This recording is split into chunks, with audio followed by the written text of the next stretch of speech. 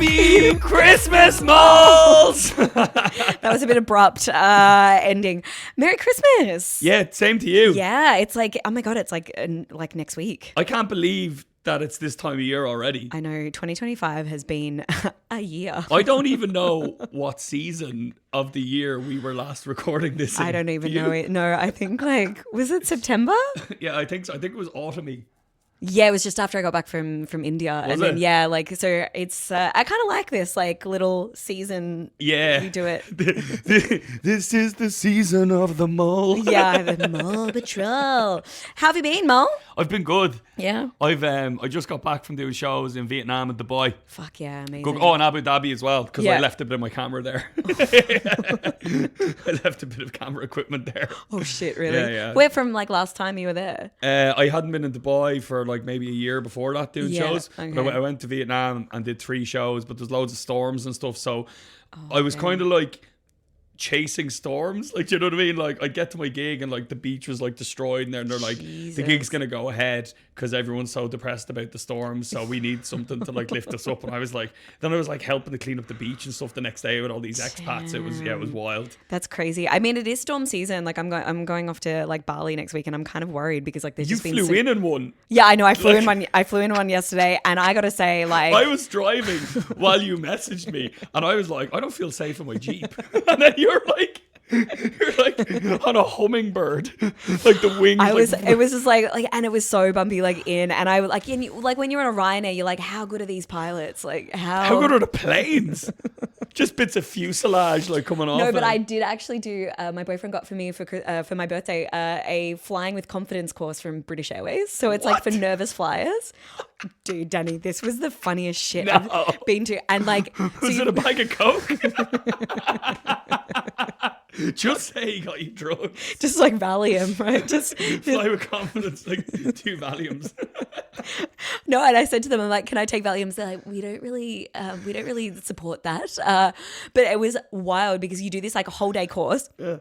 And pilots talk to you about how the plane flies and how safe it is and how much they have to study to be a pilot. And I'm like, yeah, but this is British Airways. What about Ryanair? What about if I'm flying in some friggin' Southeast Asian airline that's banned from EU airspace? Am I still going to feel safe? Do you know the Asian airline? It's called EMU.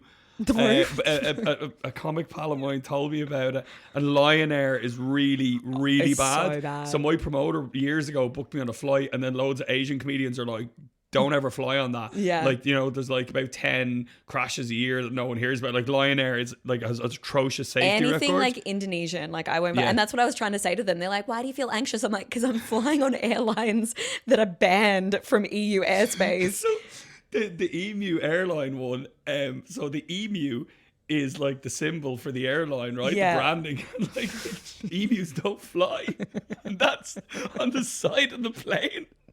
Imagine what kind of confidence is that going to give you? They've just started a new airline in Australia now, starting next year called Koala Airlines. So I'm again, has chlamydia, is a free chlamydia on Koala Airlines? Just everyone's got chlamydia and just gripping onto the seat beside them, looking cute. Help us.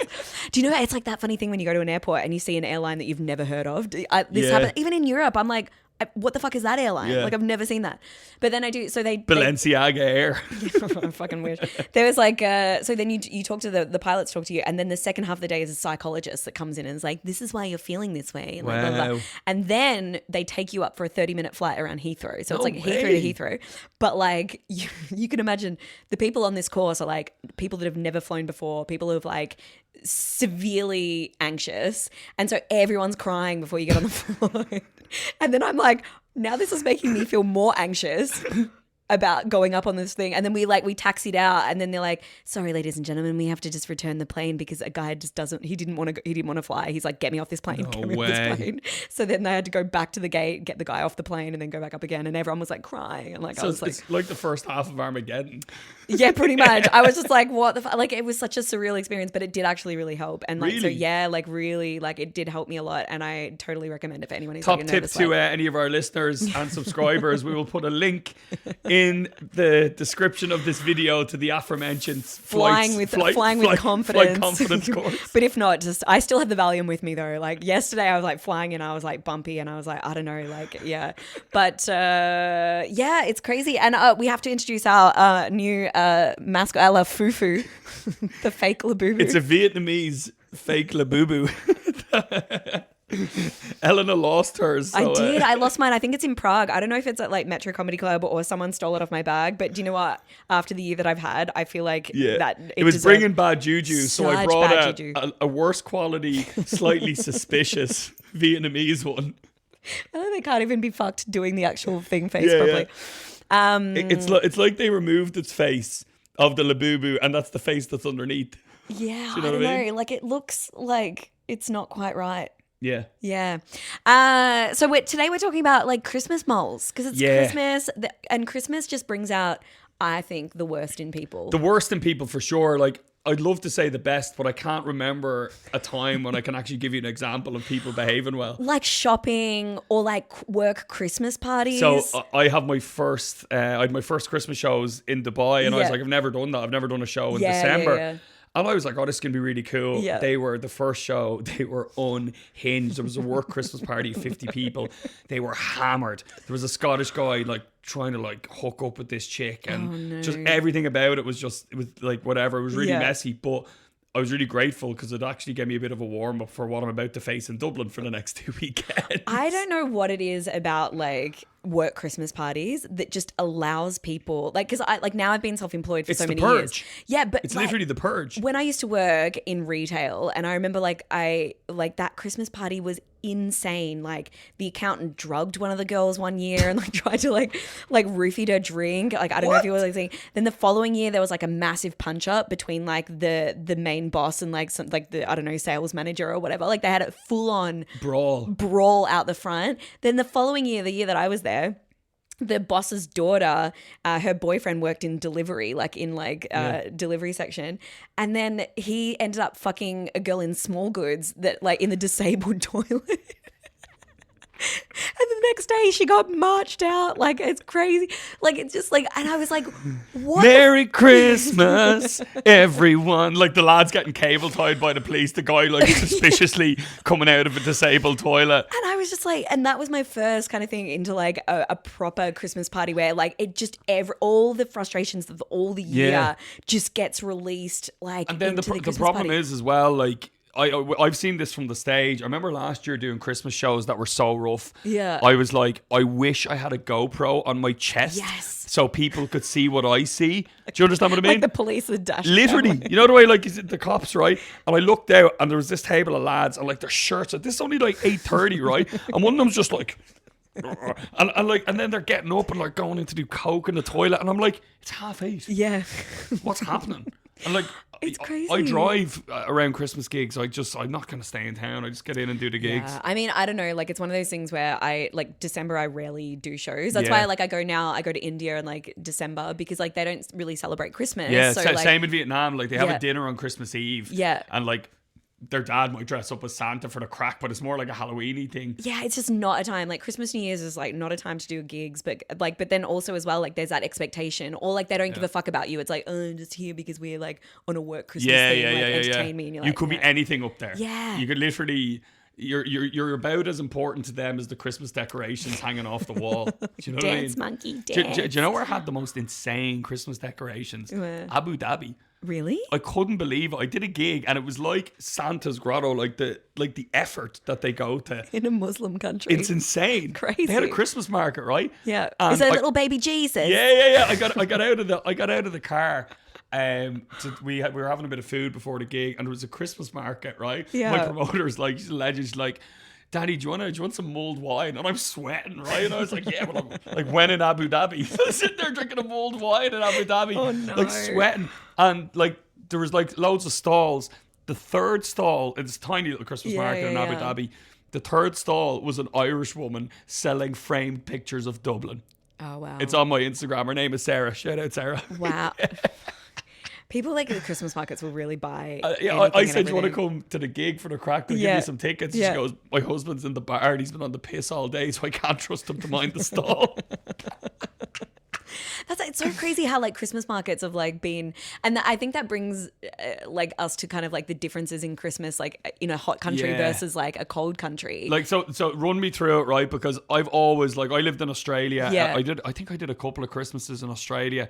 I did one in Vietnam like about 18 years ago. Yeah. We did the one in Berlin. Oh Jesus, yeah. Yeah. I blocked that out. I forgot about that madness. That's because we drank 12 liters of mulled wine. Oh my God. That was insane. Yeah, and then so like I always looked at Australian friends growing up or Irish friends who've lived in Australia, and my aunt lives in New Zealand. Yeah. So when we FaceTime them, on Christmas Day, they're like, "Oh, we just had our lunch. The lads are going for a swim. Yeah. They're just got their new bikes. They're going for a cycle." And like, we're freezing. There's been like 3 fights. 2 of my uncles nearly punched the head off each other.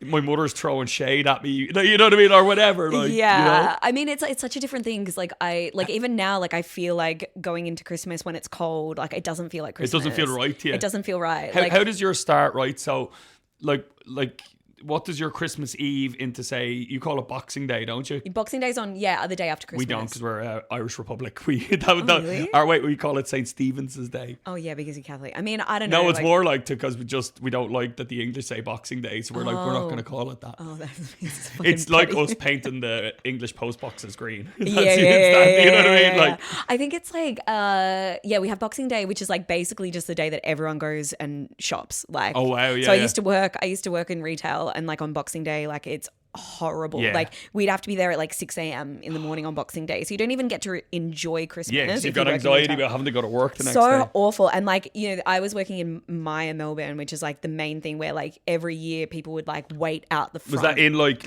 in Burke Street Mall? Oh, on Burke Street Mall. Yeah, I worked in that Maya, right? Because I used to go in there all the time. I worked at the Elephant Wheelbarrow on the corner. Yeah, right. Wow, I know exactly what that is. Yeah. And so like every Boxing Day, people would wait out the front at like 4 a.m. for like the Boxing Day sales. But what are you actually saving on? Like, is it like tellies or handbags or what? It's all just like, and like, and thing now is that like they're realizing that like no one wants to wait until like Boxing Day. So like now they're trying to do sales before Christmas. Like it's all like, it's just a marketing. It's such nonsense. Like, but so like what would your Christmas Eve, right? Forget about the Boxing Day chaos. Yeah. What would so say you arrive home from wherever you're gigging on like the 22nd, 23rd, you catch up with the family. What does your Christmas Eve and Christmas Day look like in Geelong? Geelong in G Town on the farm, because we always have Christmas on the farm at Mum and Dad's, just because it's like super chill. I don't know, we've just always had it there. Yeah. But basically Christmas Eve is not a thing for us. I know in like Europe and like, do you go out in the piss in your like local pub? No, I think some people do. Yeah. I never did, because like Christmas Eve for me was like Mum and me would do like the table. So we'd do like the table decorations,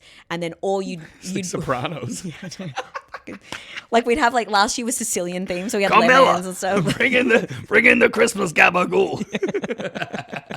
But like legitimately, that was our job. But like other than that, you would go to like the Christmas carols in Domain, or like Christmas carols in like Geelong Centre. Class. Is this in like a public square or a church? Yeah. So cool. they have like the council puts it on. So like you do that because it's like, you know, the sun goes down at like 9:30 or like 10 o'clock. So and like everyone's out. Together. Sits nice. together. And then Christmas Day is just like you wake up and like, I mean, when you're a kid, you just like wake up super fucking early because you're like, oh my God, Santa. Like, is it not come. weird as an Aussie? Okay, this is one thing I'm very curious about. Yeah. Christmas is synonymous with snow. Yeah. Santa's wearing the snow hat. Yeah. You know what I mean? The boots and everything. Yeah. Is it like, it must be a much more difficult lie to sell to an Aussie. Like, do you understand what I mean? No, but I feel like it's like, because we're like, you know, we have all the same Christmas carols. Like, you know, I'm dreaming of a white Christmas, and like let it snow, let it snow. Fake footsteps if it was snowing, which is not often. Yeah. But it would be a bit frosty, so they would do the fake reindeer, this kind of stuff. Yeah. We would put out the front, like I would put out like carrots and grass for like the reindeer and like this, and milk and stuff like that. But like I think it's just like, it's crazy because like we grew up with like let it snow, and like we're singing all these Christmas carols, and like it's fucking 40 degrees outside.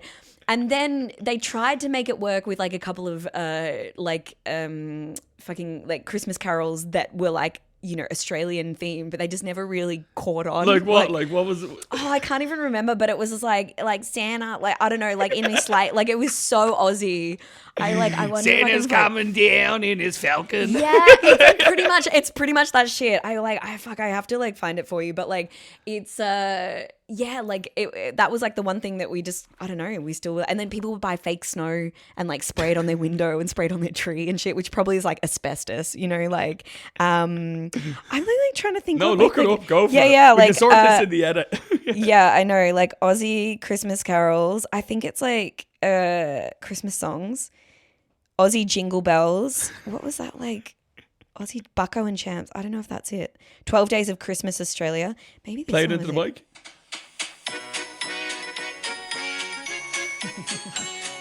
Dashing through the bush in a rusty Holden ute, kicking up the dust, Esky in the boot, Kelpie by my side, singing Christmas songs. No. It's summertime and I am in to sing with shorts and thongs. Oh, jingle bells, jingle bells, jingle all the way. That is.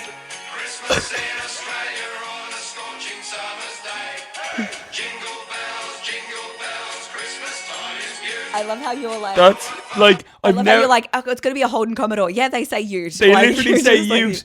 I can't believe how many Australian references were fit in Yeah. such a short amount of time. Yeah. One thing I've been doing a lot of lately, I don't know if you've seen the Instagram reels, it goes, if you're ever feeling like you're in a bad mood, Yeah. here's Indian jingle bells. It's amazing. My mum sent it to me the other Did day she? in a reel, and I showed my boyfriend, and I was like, I don't know what to feel about this Yeah. because it's like la la. Yeah, like, how does it's he feel about it? I know. I mean, it's like it makes you because it's all like the Sikh, like Punjabi, like which is Yeah. where he's from and stuff like that. But it's like I think that's what I love about like the Punjabi culture as well. Is they're like, yeah, if I like we'll just like do this kind of thing because it'll bring people joy. As Yeah, well. and they Like, love a bit of dance and a bit of crack. Yeah, I remember being in Vietnam, like this a long time ago, like whatever. I was in my like early 20s. And I was near enough to Nha Trang. Nha Trang is totally Yeah, different then. yeah, It was yeah, just like yeah. a little fishing village. Right. And I was going out with an Australian girl. And I remember it was weird because neither of us had ever been outside of our respective countries for Right. Christmas. Yeah. And I remember getting like lobster off this old lady on the side of the road. And like they had like a little setup with street food. Yeah. And I remember it was 14 Aussie dollars for lobster for two of us and drinks and whatever. And I was like, right, okay, it isn't, you're away from your family and all that, but I was like, Yeah. this is phenomenal value. Like, this is unbelievable. This is worth the 2 flights and, you know. It's that kind of thing. I mean, I've been away for Christmas a couple of times, and like I've done Christmas in Italy with my Italian family. How's which is, like, that? it's good, but do you know what? I think it's like whatever Christmas you've grown up with That's the is one the you want. Christmas that you Yeah. crave. Like, and now like since 2020 when I wasn't home for Christmas, I was like, I don't care how much it costs me. I don't Just care get how. back. Just get back and have Christmas because it's like, and then once you have more kids, like when my brother had kids, like Yeah. it just makes it so much more fun. But like Yeah, we, they're delighted to see you. You're the cool aunt that's rolling yeah, in. like Yeah. and like last year it was really nice. Like we played growing up we would play like backyard cricket or we'd Cool. like take our like bikes around. Like if it was really hot we'd go to the beach. But like Class. most of the time like we'd just be like fucking like, Yeah, you know, hanging everyone's out. like And like, fucking full. what's your Christmas dinner look like? Because So like, we have so much food, it's ridiculous. Like, you know, like my family is like insane. So like we would like start cooking at like 9 a.m. in the morning and there'd be roast like on it when we would have everyone around, it would Yeah. be like roast pork, roast duck, roast beef or like a roast lamb. Yeah. Then there'd be prawns, some kind of maybe like seafood, other kind of seafood, squid or like whatever, maybe chicken. And then there'd be a bunch of salads and potatoes. sounds and, like, amazing. and then one year, like we forgot the potatoes. imagine doing that in Ireland. The police would be called. I know, like literally everyone was so angry. Like it's so funny how like people like any We're other so day, privileged. Like, we need to chill out. right? You know It's what I like who forgot the fucking potatoes? And you're like, who cares? They're potatoes. Like we can have bread. Like that's still a carb, you know? Like mean? Like my aunt has been in New Zealand for over 20 years now, Yeah. right? So one of the last Christmases, she was living in Wicklow, which is where I yeah, grew up. yeah. And it was me, my mum, my granny, my aunt. We were all there, my uncles. And me and my uncle got so hammered the night before. We ended up at like a house party of a friend of mine. And like we were drinking till like 6 a.m. Yeah, we were yeah. disgraced. I came down. I was so hungover. Like I was definitely still drunk from the night before. Yeah. And they had, I remember my mum had these like golden kind of placemats, but they were like plastic. And you put your plate on it. Do you know what I Yeah. mean? Like they're like Yeah. do you know what I mean? Like something you put like a candle display on. Oh It right. was just like a gold plastic plate, but it was a plate to put your plate on. And all the food started coming out, and I was just so hungover. I got a giant scoop of mashed potato, and I just went thud, and then I just went, fuck. And my aunt's just like, And it was just me, and no one else had their plates. So I just wasn't thinking, and I just spoon mash onto like the placemat thing. It was the perfect symbol of Christmas. I know. Well, what about you? Like, because Christmas is obviously like a cold thing. Like, here, do you do like mass in the morning or Yeah, like? no, I haven't gone to mass in years. Like, but like when I was a kid, midnight mass was a huge thing in Ireland. Did you do that? We never did it. I think Nonna did it a couple of times and like tried to bring us, and Mum, like my parents are pretty I'm the same, but it was more of a social thing, and particularly when I was living in Wicklow when I was a kid. Everyone, the whole village would go to midnight mass, right? And when I was in, I'm going to say when I was probably about 12, 13, something like that. Yeah. When I was in my teens, the Irish government actually, with the church, had to make a decision because people were getting so hammered in the pub. They were turning up at midnight mass out of their bracket. So the whole country had to literally move midnight mass. Like, it was agreed across all the churches back to 10 p.m. And then people just started drinking earlier. So people just, right? And then one of my good mates is from Connemara in the west of Ireland, and he was hammered, and he was only 18, right? And his mum was in the church, and I think she did the choir or whatever. Yeah. And she arranged for him to do this thing called the Prayers of the Faithful. Do you know Prayers of the Faithful? Yeah. So you get up and you read your whatever, and she was like, this is a huge responsibility. You need to get up and sing. Or excuse me, not sing. You just need to read your prayer. Right. But he didn't go to church. She was kind of vouching for him. You know what I mean? Yeah. It was for the people who go to church all the time. So he gets absolutely as shit-faced as you can get. Turns up, and all my mates went with him because they were like, well, let's see how this goes, right? He gets up onto the pulpit and he has his little mass card. Yeah. And he reads his prayer, and there's 7 grannies behind him. So you read your prayer, you get off, and that's it. Yeah. He was so hammered, right? He read his prayer and then proceeded to read all of their prayers. So he took their prayers, and then they're just standing there livid, right? And then he actually got pulled off the pulpit. He was physically removed off the pulpit before he read any more prayers. And one of our mates, his name is Aim, and he's so funny. He was down the back, couldn't breathe. He was laughing so much. And he just goes, my friend's surname was Gormley. Yeah. Our mate just goes, greedy prayers, Gormley. Everyone called him greedy prayers.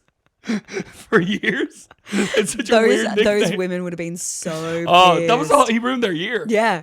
Because they would have lived for that moment. Because when you ask to read something, when you're at school in class and you that's all you think about. You're like, okay, I'm gonna get up. I'm gonna nail this. Yeah. And especially God people, they're like, oh, I'm gonna read this prayer so good. And they get up and they're like, and my mate's steamed after drinking 8 pints of cider. You know what I mean?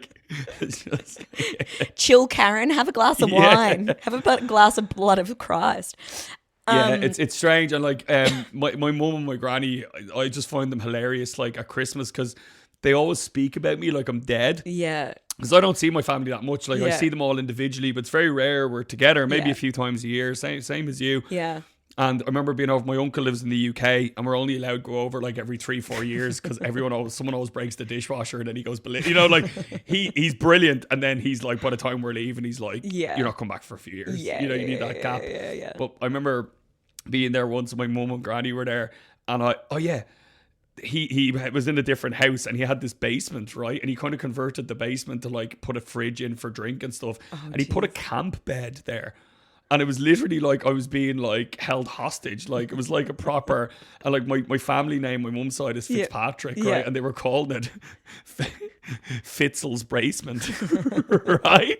So I was in a windowless basement for 10 days over Christmas. Oh my God, how depressing. I know. So I would literally come up like Harry Potter from under the stairs. Just all white and pasty. Yeah, so the kitchen door was here, and then there was a toilet, and then my basement was just down there. But I literally it's like the flowers in the attic. Do you remember that creepy movie? Yeah. So I'd come up. I was like, I can't live like this. You know what I mean? Yeah. And I remember going into the kitchen, and I'd make a sandwich from leftovers, which I'm obsessed with. Yeah. I love that. The leftovers part of Christmas is the best. Elite. I think last year, a couple of years ago, I think there was no leftovers, and we were so pissed off. We're the next day, we're like, what, we have to fucking cook? Doing bumps of prawn tails. That's all that's left. Sucking it out. Fume. Or what, I have to eat fucking crackers. I come up and I remember making a sandwich, and I don't know what it is about parents, but Irish family in particular. My mother and my granny just watch me and they don't say anything, and it creeps me out, and they'll just be like, And like, why aren't you watching telly Yeah. or speaking to each Yeah, other? yeah. They're just like, I just feel a bit like, for someone who stands on stage for a living, it's weird that that's what makes me really uncomfortable. Well, yeah, I think it's also, I know that feeling though, because like sometimes like I'll just like stare at people while they're in the kitchen, like eating. And you're like, "Oh, what It's are you weird, doing?" like kind of mindfulness. Yeah, I know. Like, And then I'll make a sandwich, and then my granny will just lean to my mother like they're watching a football match, and she'll Yeah. go, "He always had a great appetite." And I'm like, "Why are you talking about me like I'm dead?" yeah. It's like, And that's the thing, like if you eat too much or too, like if you're really skinny, they're like, you should be eating. And then if you don't eat, they're like, oh, it's a bit fat. anytime I lose weight, my mum and granny, excuse me, tell me I've Yeah. gone very fat in the face. Yeah. And anytime I put weight on, they tell me I've lost weight. I think, I don't know if this is a Catholic thing, but like Italians are the same. Like I remember when I first went to like see my family in Italy, and I was actually anorexic at this point. Like I was so fucking skinny. And they're like, I need a bit of that. I've piled it on. yeah, it's not great. But like I remember Was like this I went, after your goth era? yeah, this was after my goth year. This is when after I went to like drama school, and they're like, you need to lose weight, but don't do anything stupid, but you need to lose weight. And I was like, well, what does that fucking mean? That means don't eat. And I Here's some Slim Fast that has mealworms. I in was it. like 48 kilos. Like I was What? fucking tiny. Yeah. It's like- Jesus. really bad. So I remember, and I went to Italy for the first time, and like they were just looking at me like, they're like, oh, you need to eat, eat, and they kept trying to force me food, and I was like, I literally I'm gonna vomit. That's It's my crazy. dream. Like, I would love to be force fed food. And Right, and they're like, you're too skinny, and then like, I think 2 years later, I went back, and I obviously was like at a more healthy weight, and they're like, tu sei grassi, which means like you're fat. I was like, I put on 3 kilos, and you're like, the fat, like, the further I go in life, right, I just realize you just can't win. yeah. There's never any right answer to anything. Like, Yeah. it's proper damned if you do, damned if you don't. Do you It's know like what one I of mean? those things, like, and I hate that as well about like kind of, and like Christmas is all about food, which I really struggled with when I was like really struggling with food. But like, but I like being Italian, I think is quite similar maybe to Irish. Oh because, yeah, like an Irish mother and an Italian mother, like it's their full-time job is force feeding everyone food. Like it's just the way it is. But then it's also like, I mean, Indians as well. Like with my boyfriend's family and stuff, it's all about just like eating. You and this eat, kind of you stuff. eat, you eat. Like Yeah. and then while you're eating, you talk about what you'll eat next. Yeah, like, you know, it's like I'm so there for that, to be honest with you. Yeah. Like I met up with a couple of Vietnamese comics when I was in Vietnam, and a mate of mine, an American comic, said, you need to connect with this guy. Yeah. So I just messaged him and I said, how you doing? I said, Jack, I'm Danny. I'm sitting here having a bit Yeah. of food in Dublin. I heard you're the man on the ground. And he picked me up and he brought me to like some of the most Oh, wow. insane, but you have to get motorbike taxis everywhere because it's Saigon or else it'll take Yeah, you yeah, forever. yeah. But he sent me this location and he put the address in. I couldn't even write it because there was just so many Yeah. mad letters. Jumped on the back of a Grab motorbike and we were in the hood. We were in District 7, right? To anyone Right. in Saigon. There's not a lot of tourists in District 7, right? Okay. We went down back alleys and then we went down an alley, down an alley. We went through washing on the motorbike. So it was like, you know what I mean? So I'm Yeah, like yeah, ducking yeah, yeah. under washing. The motorbike was like this far from the edges of this, like, you know what I mean? I was there going, man, I'm going to get murdered. Yeah. We come out in this weird courtyard and there's all these topless Vietnamese gangsters with like full tattoos all over them. And they're just like, weren't angry. They were Yeah. just looking at me going, What the fuck are you what doing the here? fuck are you doing here? And then I look over and my little like Vietnamese mate is over there and I was like, I'm with the little small fat guy. And then they're like, ugh. And then he pointed over and they bring you a bucket of beers. Oh, And you just wow. drink as many as you want. And when you're finished, you just throw it on the floor and they clean up everything afterwards. So we had all these mad like snails and like clams. And it was like Wow. one of the best food experiences of my Yeah, life. yeah. It's amazing. I mean, I think that's the thing with like every culture is always about food. Like they're so proud of it. Like every country's sort of like, except maybe the Germans and the Dutch. Like you can't really be proud of that. The food, Dutch, you know? yeah, like the Dutch food, I think is great if you're like high or you're hungover. Yeah. Like it's kind of fatty, salty. It's good junk food, I suppose. Yeah, I think you know when you don't have a good like national cuisine is like when you never like see like have you ever seen a Dutch restaurant abroad? No, like one or two Dutch bars in Prague, but like that's just for drinking. Do you know what I mean? Like it's like I've never been like, you know, somewhere in like Southeast Asia where I'm like, you know, there's like Irish pubs, there's maybe like a German Bavarian kind of thing, but I've never been like, oh, let's go to a Dutch restaurant tonight, you know? Some guy invited me to a restaurant in Saigon and it was called like the Union Jack or something. And I was Yeah. like, listen, man, I really appreciate it. And best of luck with your business. But Yeah. that's never going to happen. It's like my great grandfather would turn in his grave. Are you joking? Like, I'm not going to go all the way to Vietnam and go, yeah, sorry, we do a lovely Sunday roast. I'm in fucking Vietnam. Like, it's like when I see people eating English breakfast and stuff in Spain, I'm like, what are you doing? Oh, that is the worst. Like, if I go to Italy, I haven't been there for a long time, but I met a guy in Vietnam. And he was talking to me about Sicily. Yeah. And he goes for like a month a year. And he said like the off-peaks times, which is when we get to go away, because I gig all summer and stuff. So I would definitely go there for like a month and just go for it. Like, yeah, but I think that's the thing when you're Dolce Vita. It's like when you're traveling, you sort of have to eat, like you sort of eat what they, like when I go now to India, like I'll have dosa for breakfast or idli, and then I'll have like, dal, or sometimes I have more like, dal is amazing. And it's so good. It's so good for you. If you're like, no one ever told me in college like that you could just make dal and it would sort you out for the week. Like it's like, or khichdi, like that's the one thing that if you're ever feeling sick, like you have it, and then if you have it with a bit of yogurt and stuff, it's like, it's so healing. Brings like, you to life. Yeah. It's like, I mean, that's what the last few weeks, like that's all I think. In Ireland, they just give you like flat 7-Up. Yeah. Or like fucking Coca-Cola. It's like, here, drink some Coke. Like it's crazy. I think also family is like such a big, like annoying thing for Christmas, like, and being Italian, I love a big Christmas, like, this year is going to be a bit, I think this is going to be a bit sad because my aunt passed away, and like, and then my auntie and uncle and that are going away, so it's like, it's going to be only like probably like, it's like a compacted Christmas, like it's only going to be like 8 of us, which for us is like small. Normally we have like 20 to 25 people every year. Wow. And like dad brings in like, so we have our like normal table, and then he brings in a full on other trestle table, so we have like 20 people like generally every year. And you can play like beer pong games on the other trestle table, so it doesn't go to waste. Yeah, right. Oh no, like because we have the fucking shed, so he just like dismantles it and like pops it down in the fucking garage. And I remember one year, this was like I love big Christmases, and one year I was like, when my nonna was still alive, and I think as a kid you don't realize how much people hate each other in families until you get to an adult. Yeah, I totally agree with that. Like, you don't really understand what tension and hatred is. Yeah, you're like kind of like, why don't I see my cousins? Yeah. And then like you're like, oh, my mum and aunt had a fight, but then you're like, I don't understand why we all just can't be friends. Yeah. And then you get to an adult and you're like, I totally fucking understand. I never want to see that motherfucker for the rest of my life. And then you're like, what the fuck? And I remember this one year I was like, oh, it'd be so nice to have all our extended family, like 30 people, like the family, like whatever. But what I didn't realize is my grandma didn't like her brother-in-law, and so I invited like everyone, then it just started this shit fight. Yeah, like my grandma was just like seething in the corner the whole day. And then she was like looking at my great uncle and just like death staring him the whole day. Wow. And then I'd hate to get shade off an Italian granny. Like a nonna, right? I'd say and that would be then the intense. next day she fully just went, this was also the start of her dementia, like whatever, but like she went fully ballistic, and then at my mum, and then wrote mum a letter and was like, she's like on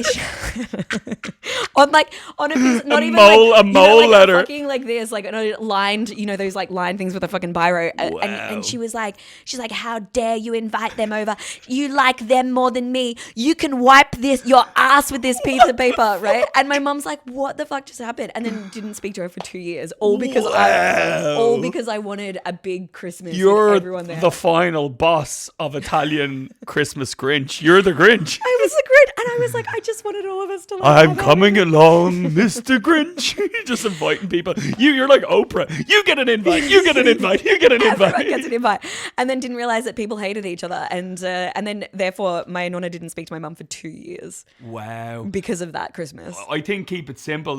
So about 5 minutes away from here is my local pub called Clark's. So I do a Christmas show there every year. That's a bit of crack. Yeah. And I only really started going for Christmas pints there maybe 2 years ago, and there's a local electrician, right? I think it's actually a really cool tradition, and to anyone listening, I think you should start this in your local pub, be it in Australia, Vietnam, Ireland, whatever. Maybe not South Korea. We have maybe not a Muslim country, and you're about to understand why. So there's a local electrician. And they don't do food or anything in the pub, but the pints are amazing. Like, the Guinness is great. It's really nicely decorated. But he buys 5 Christmas hams every year. Oh, wow. And they cook them in the kitchen, even though there's a kitchen in the venue, right? Yeah. So they bake these hams, and he basically carves like a pile of like the most amazing Irish ham, then with buttered white bread, and gives it out, and everyone just makes ham sandwiches. Amazing. And drinks pints. And it's like, I was like, man, that, I don't know, like I don't think I've ever been happier than a couple of years ago. I was like, I don't know if I'll have a pint 4 pints deep like a fistful of ham sandwiches. I was like, this is living. Like, this is Just this get some is- ham hanging Yeah, off the yeah, end. yeah. I was like, I think I got gout. Like, Do you know what I think? Like, and that's the joy of Christmas. You know, Yeah. is like those little things that you can do, like that just bring joy. So I think if we can leave anyone like our yeah, I think moles- do you know what? We don't want this podcast to be like full of negativity and rants as well.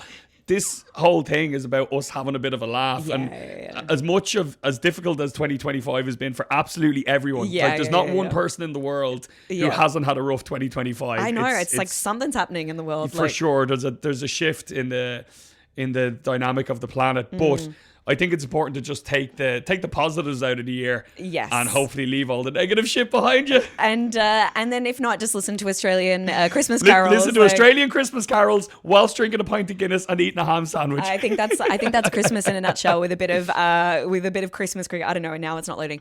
We'll edit that in afterwards. We'll play that Christmas tune in at the end, right? Sounds like a great thing. So thank you guys for listening. Yeah. Merry Christmas. Absolutely. And don't forget to like and subscribe on all of our platforms, and keep an eye out as well. We've got some very exciting live show announcements coming soon in some very, very strange places around the world.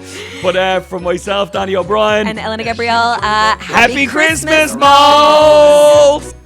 Kicking up the dust, Esky in the boot, Kelpie by my side, singing Christmas songs. It's summertime and I am in my singlet shorts and thongs. Oh, jingle bells, jingle bells.